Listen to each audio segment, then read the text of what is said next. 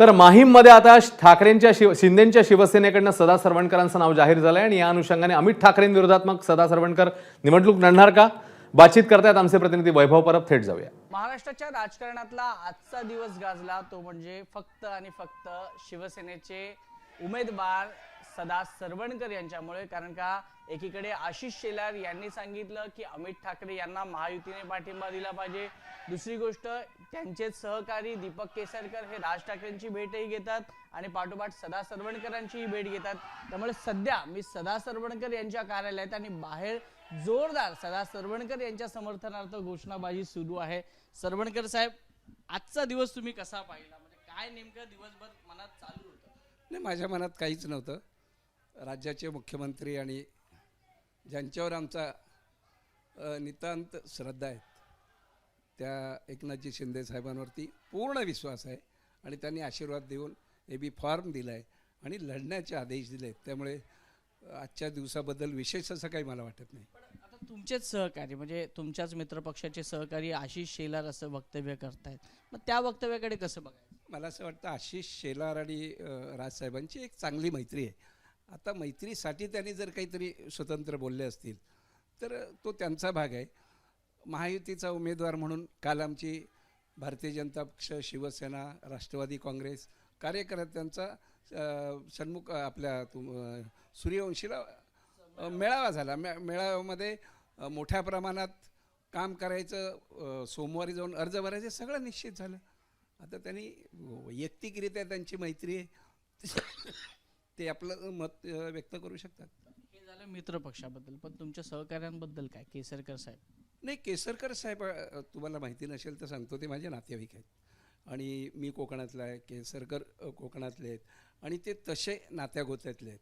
त्यामुळे केसरकर साहेब मी कधी कधी भेटत असतो. आज हे तसेच भेटायला आले. केसरकर साहेबांनी याबाबतीत कुठलंही अशा प्रकारचं मला विनंती किंवा असं काही बोलले नाही. ते म्हणाले आशीर्वाद आहेत, आपण निवडून येऊ सगळ्यांनी, शिंदे साहेबांच्या नेतृत्वाखाली पुन्हा काम करू. सरवणकर साहेब, एक प्रश्न असा आहे की 3 वेळा तुम्ही नगरसेवक राहिलात, म्हणजे जवळपास 15 वर्ष तुमची नगरसेवकाची टर्म होती आणि 3 वर्ष तुमची आमदारकीची, म्हणजे अशी एकूण तुमची 30 वर्षाची कारकीर्द दादर माहीम विधानसभेमध्ये राहिलेली आहे. अशा वेळेला तुमच्यावर दबाव टाकणं, तुमच्यासाठी वेगळ्या पद्धतीचे फोन आणणं हे कितपत योग्य वाटते? मी अगदी प्रामाणिकपणे सांगतो की माझ्यासाठी एकही फोन आलेला नाही की तुम्ही उमेदवारीच्या बाबतीत काही पुनर्विचार करा म्हणून. आम्ही कामाला लागलो. शाखांमध्ये लोक, आमचे शिवसैनिक, भारतीय जनता पक्षाचे कार्यकर्ते, राष्ट्रवादी, हे सगळे युतीचे सगळे कामं करतात. त्यामुळे हे जे काही मीडियाच्याद्वारे आम्ही ऐकतोय ते ऐकूनच आम्ही थक्क होतो. बाकी प्रत्यक्षात जर पाहिलं तर मला अशी कोणीही कधी विनंती केलेली नाही, कुठल्याही प्रकारचा माझ्यावरती दबाव नाही आणि त्यामुळे मी एक लढणारा शिवसैनिक आहे. शिंदे साहेबांचे, फडणवीस साहेबांचे आणि अजितदादांचे आशीर्वाद मिळालेले आहेत. मी लढणार आणि विजयी होणार. अशी देखील चर्चा आहे की विधान परिषदेची देखील आपल्याला ऑफर देण्यात आलेली आहे. नाही, मी काही मागच्या दरवाजाने खेळणारा खेळाडू नाही. मी वर्षानुवर्ष कबड्डी खेळत होतो. त्यानंतर 6 निवडणुका लढवल्या, त्या मातबर उमेदवारांच्या विरोधी लढवल्या आणि मी लढणारा कार्यकर्ता आहे. शिवसेना प्रमुखांच्या विचारांनी प्रेरित होऊन काम करणारा मी कार्यकर्ता आहे. त्यामुळे मागचे दरवाजे मला बिलकुल पसंत नाही. मी लढेन आणि दादर प्रभादी माहीमचं नेतृत्व म्हणून त्या युतीमध्ये आपला एक निश्चित आमदार असेल याची खात्री देतो. पॅटर्न निघाला होता 2019ला. आदित्य ठाकरे ज्या वेळेला वरळी विधानसभेत लढले होते त्यावेळेला मनसेने उमेदवार दिला नव्हता किंवा इतर पक्षांनी देखील तेवढी फार रस दाखवला नव्हता. तर तिकडचे जे स्थानिक नेते होते, एक सुनील शिंदे आणि दुसरे एक सचिन अहिर, त्यांना विधान परिषदेवर पाठवण्यात आलं होतं. आता परिस्थिती थोडीशी वेगळी आहे. माहीम विधानसभेमध्ये पुन्हा एकदा दुसरे ठाकरे, त्यांचे चिरंजीव राज ठाकरेंचे, हे मैदानात उतरले. त्यामुळे एक स्वाभाविक आहे, एक ठाकरे सिंपत्ती, राज ठाकरेंचा मुलगा, पहिल्यांदाच निवडणूक, अमित ठाकरे, तर तो दबाव किंवा तो प्रेशर तुमच्यावर येतो असं नाही वाटत? मला असं वाटतं माझ्यावर बिलकुल प्रेशर नाही. त्याचं कारण असं आहे की मी गेली 30 वर्ष सामान्यांच्या घरात दारात नेहमीच कार्यरत असणारा सामान्य कार्यकर्ता आहे. लोकांना आपल्याला सहज भेटणारा असा लोकप्रतिनिधी असावा लागतो.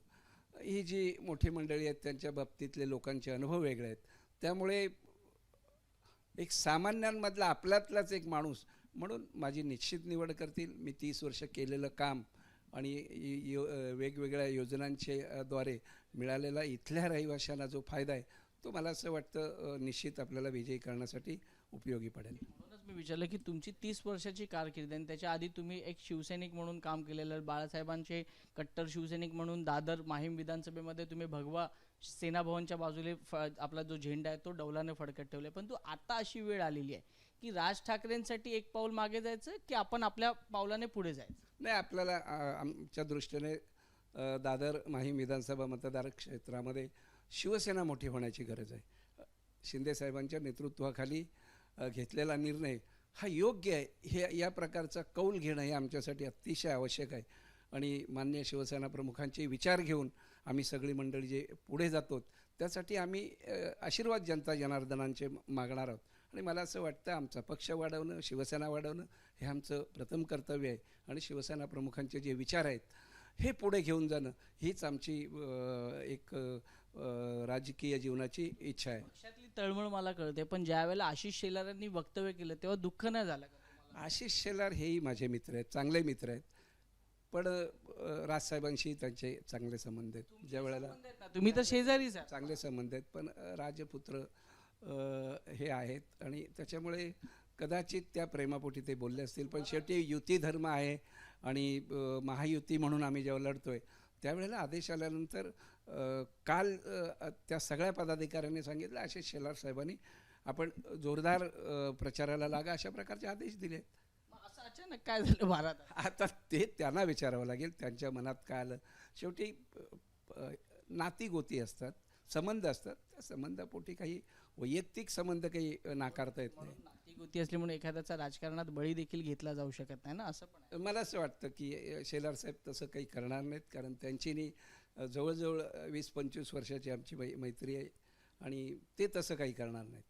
जर उद्या समजा तुम्हाला मुख्यमंत्र्यांनी सांगितलं की मला आता सगळीकडून फोन येत आहेत, राजकीय दबाव आहे, थोडंसं एक पाऊल आपण मागे यायला पाहिजे, तर सदा सरवणकरांची भूमिका काय? नाही, शेवटी आहे की एकनाथजी शिंदे साहेबांवरती आम्ही पूर्ण विश्वास टाकून या लढ्यामध्ये उतरलेलो आहोत.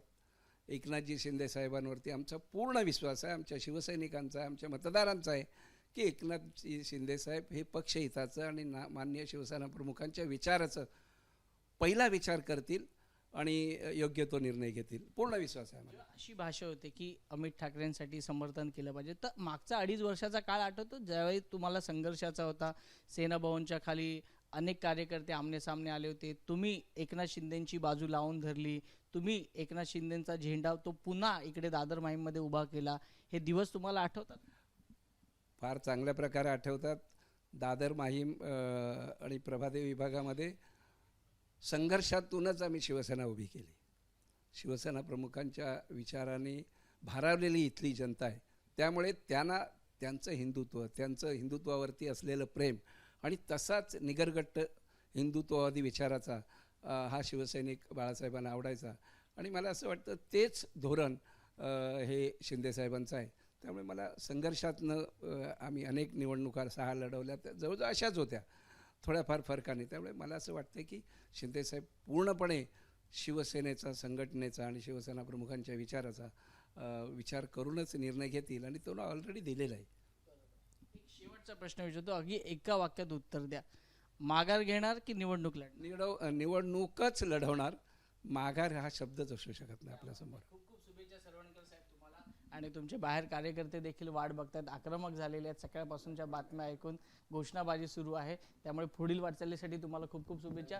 तर हे होते सरवणकर साहेब. त्यांनी सांगितलं की आता माघार घेण्याचा कुठलाही प्रश्न येत नाहीये, निवडणूक लढवणार, बाळासाहेबांचे कट्टर शिवसैनिक आहोत, प्रत्येक वाट ही आम्ही संघर्षातूनच काढलेली आहे, त्यामुळे आता देखील जर वाटेला संघर्ष आला तर त्यातून वाट काढायची हिंमत ही बाळासाहेबांच्या सैनिकांमध्ये आहे. कॅमेरा पर्सन अजित शिवतरकर सह वैभव परब, एबीपी माझा, मुंबई. एबीपी माझा, उघडा डोळे बघा नीट.